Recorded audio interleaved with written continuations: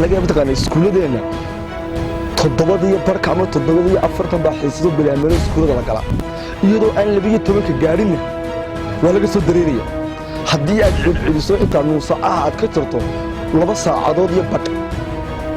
ayaa laga yaabaa ama 2 saacadood badh wax ka yar in ardayga xiisadii u qaato wadamada jaarka haddii aad u fiirsato sida Itoobiya ama Kenya oo kale 6 subaxnimo iyo 6 barka ayuu xiisado bilaabaan 4 galabnimo way ka soo baxaan wadamada qaar baa 8 saacadood ardayga la hayaa wax loo baraa intii wiigga loogu talagalay 6 cisho in wax barashada deela dhigtaba ayaa wax weeye iskuuladii ay maalmihii barjareen inka khamiista lama dhigtay iskuulada tootaliba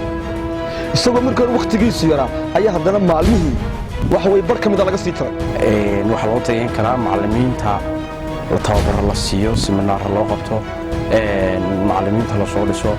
dawladdu xagga macallimiinta ay dhaqaale badan ku bixiso oo ay macallimiinta barafadada dhiga ee lacagta lagu iibsanayo ay maanta ardayda dawladda ah ay u soo iibisho runtii agabka waxbarashada ee wadanka aad buu yaala ardaydii practical ma helaan waxay helaan theory baan dhiganaa sheekaynu dhiganaa waxaanu dhiganaa waa sheekada aynu dhiganayna waa saamaxday inay waxbarashada wadanka ay hoos u dhacdo welina waxaad moodaa in iskuuladii dadka gaarka loo leeyahay ay maamulayeen ay ka awood badan yihiin wasaaradda waxbarashada